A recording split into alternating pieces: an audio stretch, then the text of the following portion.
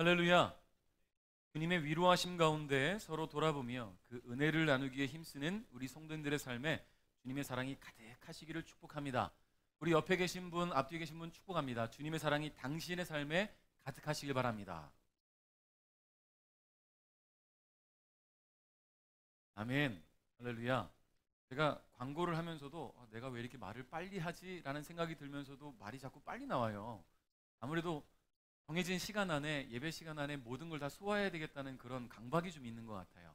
제가 말이 빨라질 것 같으면 여러분이 이렇게 좀 잠잠하라고 앞에서 표시해 주면 제가 좀 천천히 말하도록 하겠습니다. 말이 자꾸 빨라지는 것 때문에 저도 목이 빨리 쉬고 말도 실수가 있어서 그러니까요. 혹시 제가 빨라지는 것 같다 보여지면 이렇게 딱 보여주면 제가 잠잠하도록 천천히 할 수 있도록 하겠습니다. 재작년 오늘이에요. 재작년 2019년 8월 8일에 제가 속한 그루터기 목회자회에서 소속 교회들이 청소년 연합 수련회를 했습니다. 바로 이렇게 영월에 나눔의 교회에 모여서 함께 작은 교회들이 연합으로 수련회를 했어요. 여러 교회가 모여 함께 예배하다 보니까 수련하다 보니까 시너지도 있었고요. 또 목사님들도 또 함께한 청소년들도 또 교사들도 큰 은혜를 나누는 시간이 있었습니다. 자, 이런 시간이 너무나 좋았거든요. 너무 은혜도 많이 받았고 또 작은 교회들이 할 수 없는 일들을 연합하니까 이루어질 수 있는 일들이 있었기 때문에 너무 좋았어요. 그래서 수련회가 끝나고 나서 목사님들이 모여가지고 이제 품평회를 합니다. 우리가 뭐가 좋았고 뭐가 좀 미흡했고 내년에 어떤 계획을 세워서 어떻게 해야 되겠다. 여러 가지 얘기를 했어요. 수련회 때 너무 감사했던 것은 영월 나눔의 교회의 화장실에 샤워기가 없었는데 수련회를 한다는 얘기 허락하시면서 그 최동동 목사님께서 담임 목사님께서 샤워기를 달아주셨거든요. 그 얘기를 수련회 한다는 얘기를 듣고 바로 샤워기를 달아주셨는데 품평회 할 때 여름이지만 좀 추웠다. 샤워할 때 너무 춥더라. 왜냐면 영월이 또 물이 차가워요. 그래서 이런 얘기가 또 나눠지니까 최동동 목사님께서 온수기를 달아주셨어요. 내년에 또 와라. 그래서 계획을 다 세워놨습니다. 그런데 수련을 못하고 있어요. 왜요? 코로나가 터졌거든요. 영월 나눔의 교회 목사님께서는 언제든지 와서 할 수 있도록 다 준비를 셨는데 우리가 세운 계획과는 상관없이 우리의 의지와는 상관없이 코로나19가 터지면서 모든 계획들이 멈추어졌고 수련회는 더 진행할 수가 없게 되었지요. 이런 변수로 인해서 다가오는 혼란들은 일단 우리 그루터기 목회자 회의 것만은 아닌 줄 믿습니다. 우리 베델교회 역시 우리가 계획하는 일들 더 이상 진행할 수 없게 되었고요. 빨리 한마음 축제도 함께 가서 좀 식사도 나누고 즐거운 프로그램 가지면서 교회가 연합하는 이런 시간들도 갖고 싶지만 계획한 대로 되지 못하는 것들을 보게 되지요. 우리 교회만의 문제가 아니라 다른 모든 교회들, 단체들, 공동체마다 이런 문제들에 직면했습니다. 더 넓게는 우리 대한민국과 전 세계가 하루 앞도 내다볼 수 없는 그런 환경 속에 매일을 견뎌내고 있는 상황이지요. 여러분 6월까지만 해도 백신을 맞고 나면 거리에서 마스크 벗고 생활할 것 같았어요. 1차만 맞아도 예배 드리는데 인원 제한에 포함되지 않게 해주겠다고 정부에서도 얘기했었고요. 기대했는데 막상 7월이 되니까 어떻습니까? 더 확산되고 있잖아요. 4차 대유행으로 인해서 우리의 예상들, 우리의 기대들은 다 사라져버렸고요. 매일 확진자가 1000명이 넘게 나타나고 어제는 1800명이 넘었더라고요. 도대체 이 코로나가 언제쯤 끝날 것인가, 언제쯤 그 이전의 삶으로 돌아갈 것인가 안타까워할 수밖에 없는 그런 삶입니다. 여러분 그래요. 오늘 우리는 오늘을 살아가고 있어요. 내일 일을 알지 못하고요. 내일에 대한 어떤 계획을 한다 해도 그것이 이루어질 수 있을지 전혀 가늠할 수 없는 그런 때를 살아가고 있습니다. 그렇다고 한다면 우리에게 주어진 오늘이 얼마나 소중한지 몰라요. 오늘을 잘 살아가고 최선을 다해 살아가는 것이 오늘 우리가 할 수 있는 최선이라는 것이지요. 여러분 내일 지구가 멸망하더라도 나는 한 그루의 사과나무를 심겠다. 누가 한 말입니까? 스피노자가 한 말이잖아요. 철학자. 여러분 지금 이 순간에 최선을 다하겠다는 그런 마음이 얼마나 우리에게 중요한지 몰라요. 그렇다면 어떻게 사는 것이 오늘을 잘 사는 것일까? 오늘 본문에 예수님은 말씀을 듣던 수많은 무리 중에 한 사람의 요청에 답하시면서 오늘을 잘 살아가는 법은 무엇인가를 가르쳐 주고 계십니다. 그 지혜로운 삶을 오늘 우리가 살아갈 수 있기를 기대하면서 말씀을 함께 나눌까 합니다. 3절을 한번 읽어볼까요? 시작.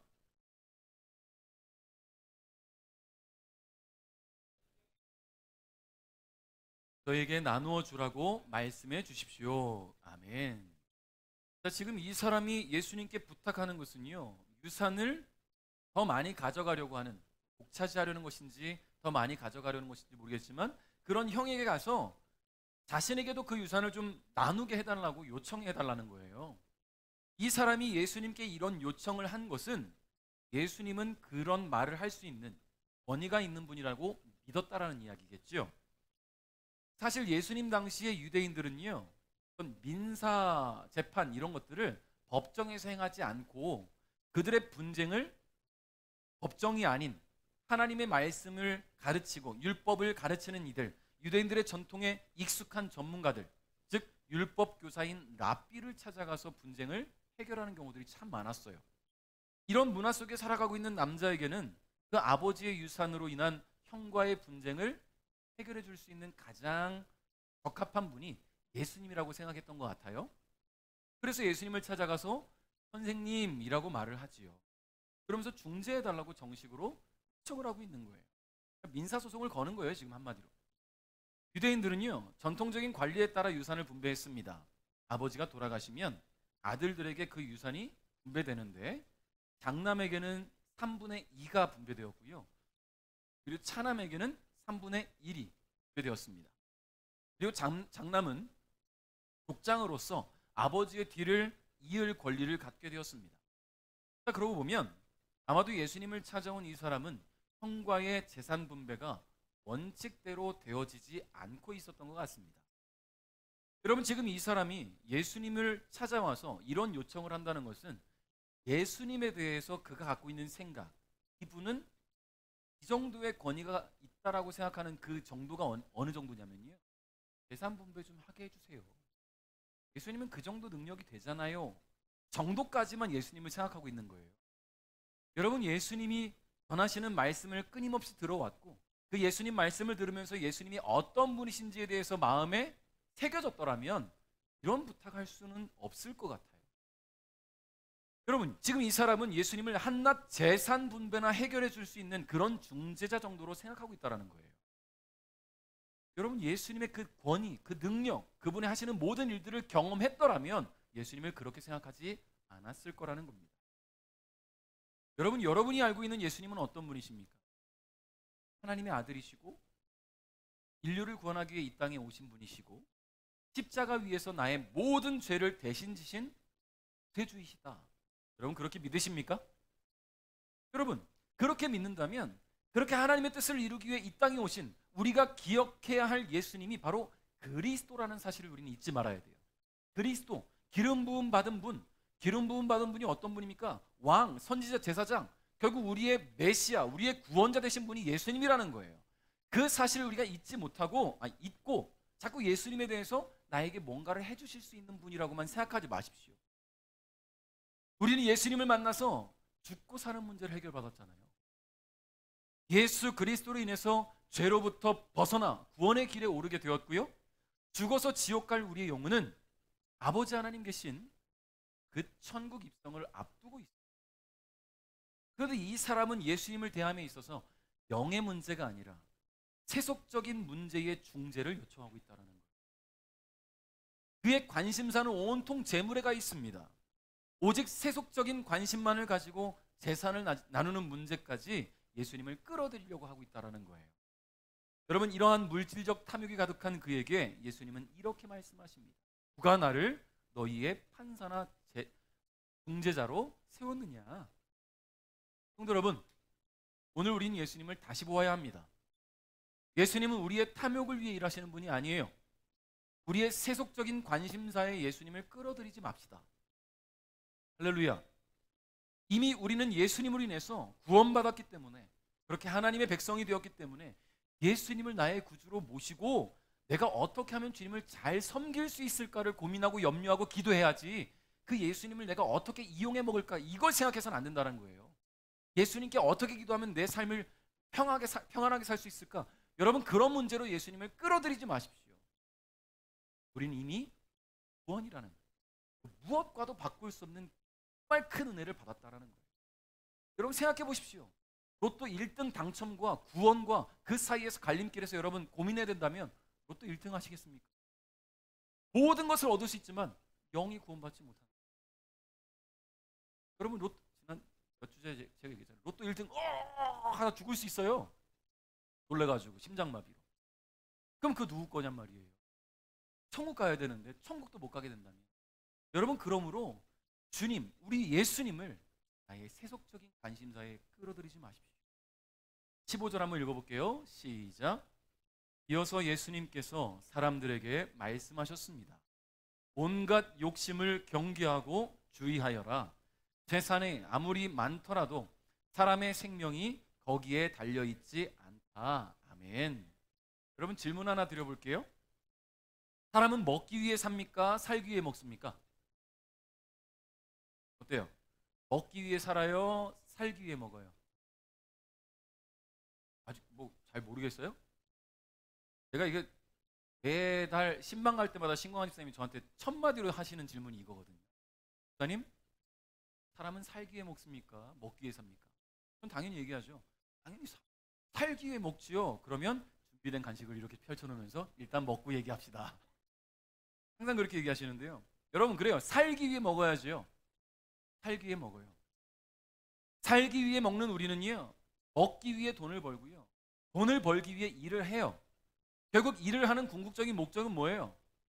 근데 어느 시점에 도달하고 나면 먹기 위해 살더라고요. 사람들이 더 맛있는 걸 먹으려고, 더 좋은 집에 살기 위해서, 더 좋은 차를 끌기 위해서, 더 많은 여행도 다니고 더 안락한 삶을 살기 위해서 그렇게 일을 하더라고요.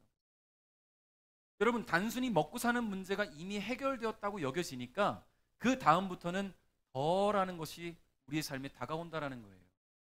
남들과 비교해서는 안 되겠지만 누구네 집은 어디더라, 누구는 어떤 차 끌더라, 누구는 어디에 여행 갔다 왔더라, 이런 것이 자꾸만 입력되다 보면 나도 하고 싶어, 나도 그렇게 살고 싶은데, 나도 그거 먹고 싶은데, 그러다 보니까 그게 우리의 삶의 초점이 되고 더 잘 살기 위해 노력하고 더 잘 살기 위해 일을 하고 더 잘 살기 위해 돈을 번다라는 거예요. 여러분 어떻습니까? 지금 하루하루 먹고 사는 문제 때문에 그것 때문에 고민하시고 일하시는 분들은 많지 않아요. 요즘은 물론 분명히 우리의 삶 가운데 그런 이들도 분명히 있긴 있지만 적어도 우리 베델교회에 계신 성도님들 가운데 그렇게 하루하루를 치열하게 사시는 분은 없을 거라고 보여집니다. 자, 그렇다면 어느덧 우리의 마음에는 더 좋은 것, 더 값진 것, 더 행복한 것, 이것들만 찾아가고 있다는 거예요. 그런 욕심이 생겨난다는 거지요. 밥 한 끼 먹는 것이 간절했을 때는 가끔 우리 아버지하고 얘기하다 보면 과거 얘기를 듣잖아요. 쌀밥 한 그릇 한 끼를 먹는 것이 소중했던 그 과거 이야기를 듣다 보면요, 지금은 전혀 상상할 수도 없어요. 지금은 전혀. 하루에 한 끼 쌀밥 드시는 그 날의 이야기들, 그것도 가끔 있을까 말까 했던 그런 이야기들, 우리 그 세월을 지나오신 어르신분들은 기억하실 거 아닙니까? 요즘은 어때요? 그 쌀밥 한 끼 햇반 사 먹어도 정말 맛있잖아요. 햇반이 왜 이렇게 맛있는 줄 아십니까? 제가 뭐 광고하겠다는 얘기는 아니지만 TV에 보니까요, 햇반 연구하는 연구원이 나와서 TV에서 이렇게 인터뷰하는 걸 나왔는데요, 매년 그 어디 쌀이 맛있더라 그걸 찾아가서 그거를 계약을 한다는 거예요. 내년에도 달라질 수 있으니까 전국을 다니면서 쌀을 먹어보고 그 중에 제일 좋은 쌀을 골라서 햇반으로 만든대요.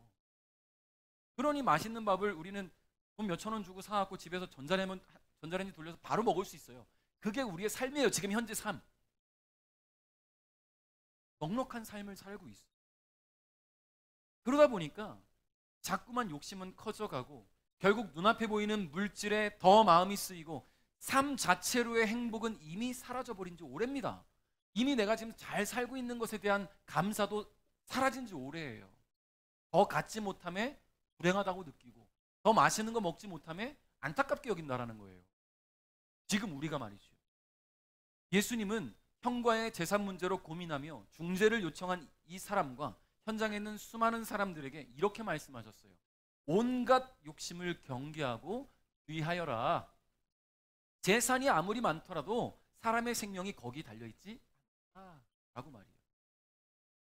여러분, 욕심으로 번역된 헬라어는요, 플레오넥시아스라는 단어를 쓰고 있는데요, 더 많은 것을 바라는 만족할 줄 모르는 욕망을 바로 플레오넥시아스라고 말해요. 예수님께서 말씀하신 지금 욕심이라는 단어가 바로 그겁니다. 왜 주어진 삶에 만족하지 못하고 더 많은 것을 가지려고 하느냐? 왜 그런 욕심을 갖느냐? 그런 말이에요.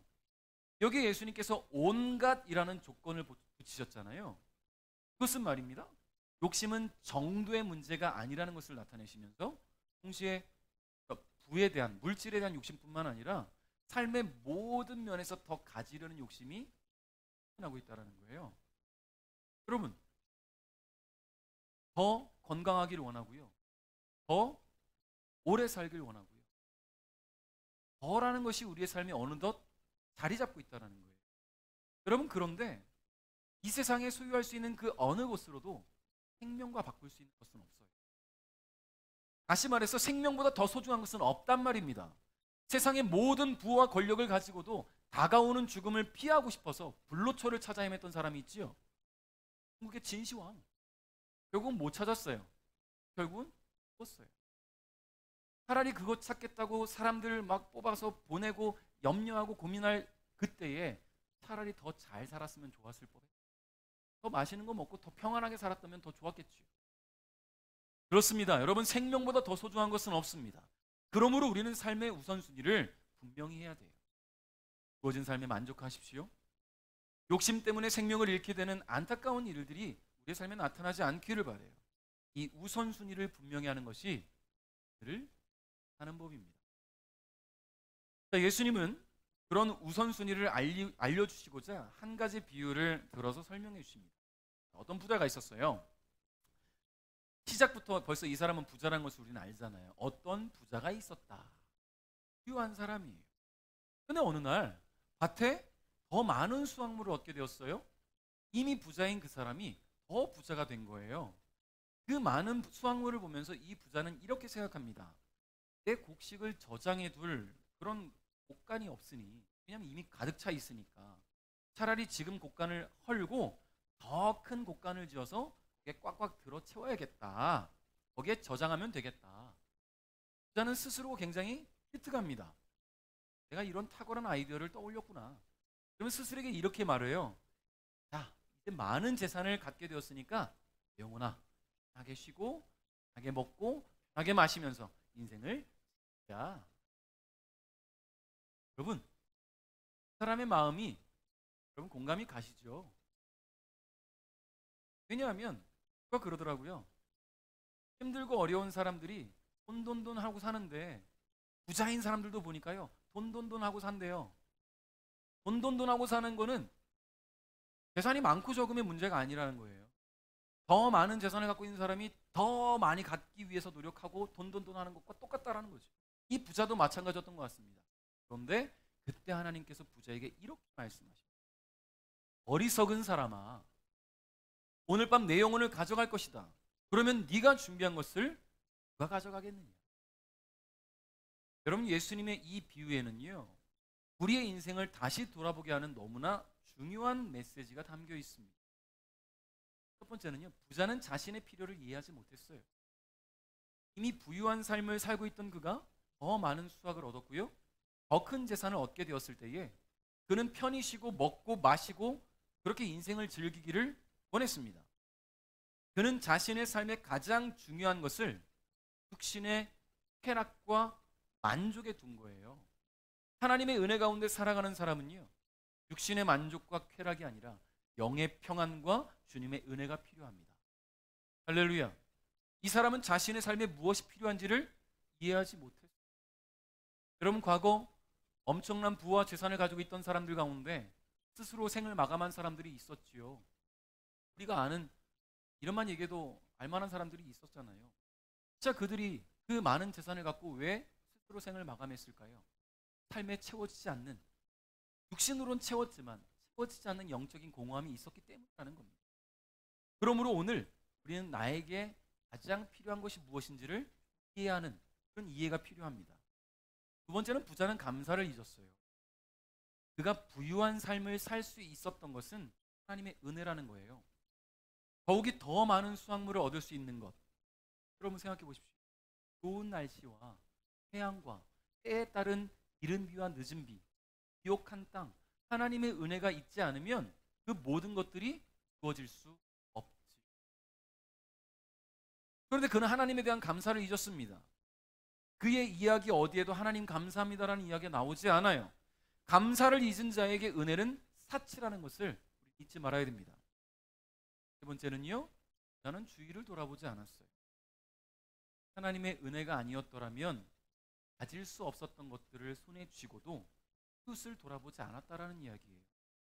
이미 자신의 곳간이 가득 차 있다면, 가득 차 있기 때문에 이미 그는 부자였고 이미 그는 행복한 삶을, 행복의 기준이 물질에 있다면 그는 이미 행복한 삶을 살고 있다라는 이야기잖아요. 그렇다고 한다면 도움이 필요한 사람이 있는가 돌아볼 줄 알아야 된다는 거예요. 여러분 노블레스 오블리주 들어보셨죠? 프랑스어로 귀족은 의무를 갖는다라는 뜻입니다. 부와 명성을 가졌다면 사회에 대한 책임이 뒤따른다는 것을 잊어서는 안 돼요.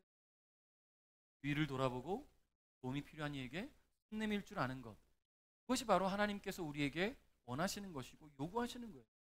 이웃을 사랑하라고 말씀하신 것이 바로 거기에 있다는 것을 우리는 잊지 말아야 된다는 겁니다. 가장 중요한 네 번째는요, 부자는 죽음이라는 변수를 간과했어요.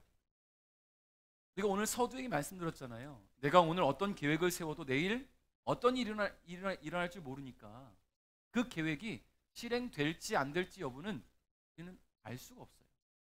죽음이라는 변수도 바로 그런 것 아니겠습니까? 사람은 누구나 죽어요.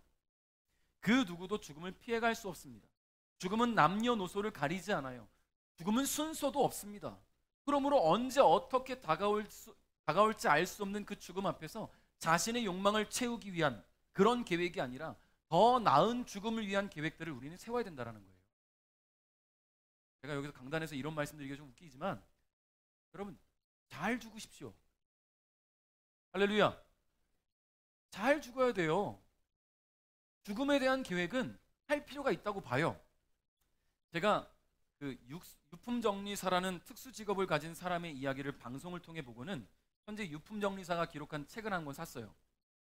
죽은 자의 집 청소라는 책인데 읽어 내려가다 보니까요, 여러 죽은 사람들의 집을 이 유품정리사가 가서 청소하고 정리하면서 거기 나온 이야기들을 기록한 책이에요. 이 책을 읽으면서 제가 느낀 감정이 뭘까요? 여러분 어떻게 생각하시겠어요?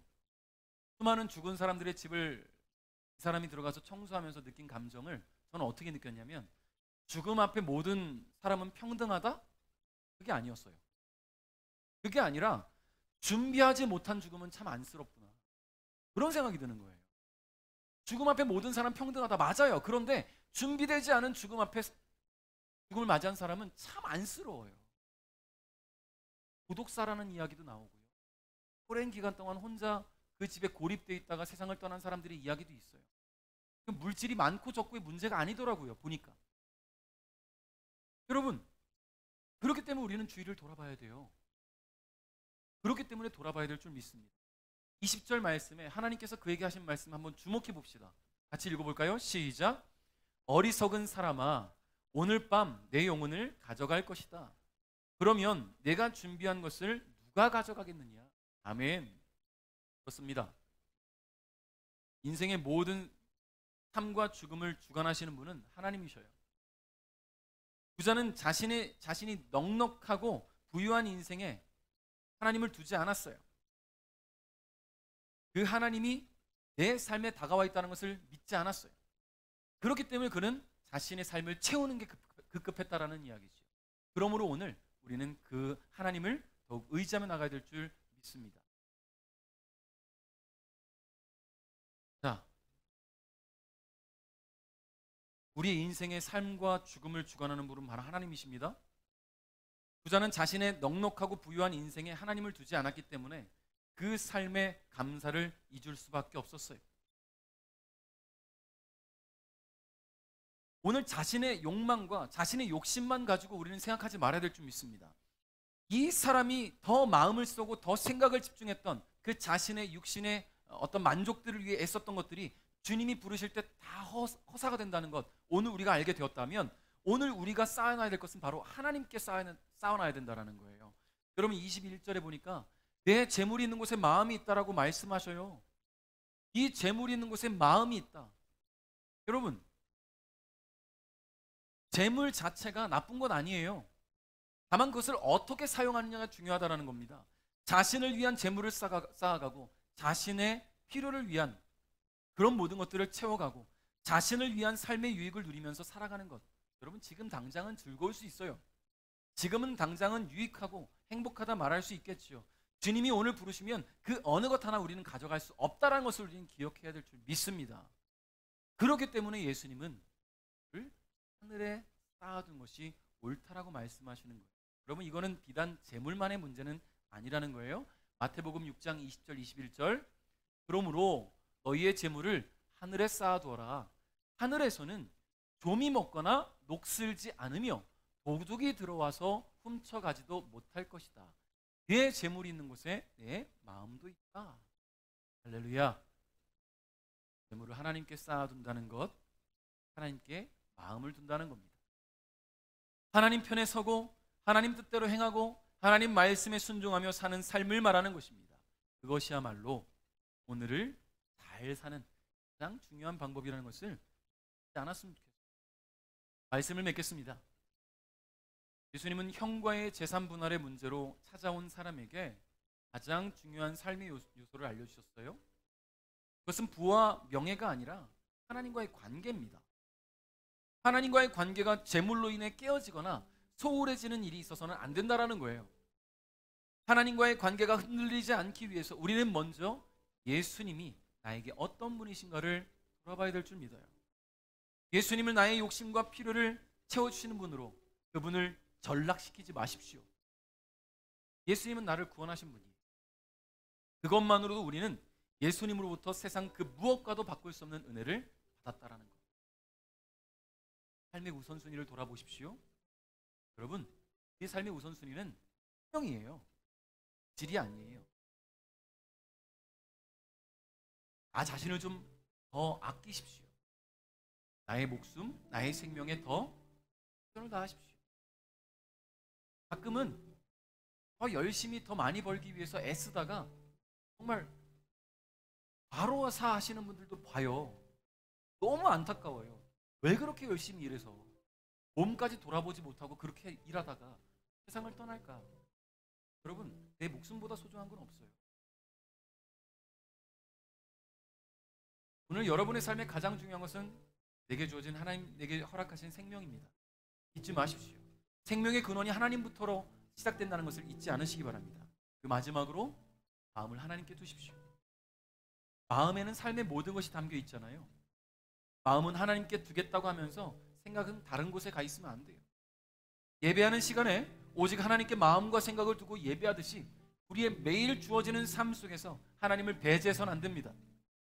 하나님의 뜻을 먼저 찾고 그 뜻을 구하며 그 뜻에 합당한 삶을 살아갈 때 하나님은 선한 길로 인도하실 줄 믿습니다. 사랑하는 성도 여러분, 내일은 중요하지 않아요. 내일 나에게 무슨 일이 일어날지, 내일은 또 어떤 환경의 변화가 있을지, 내일은 또 어떤 변수가 있을지 우리는 모르거든요. 그러므로 오늘을 잘 사십시오.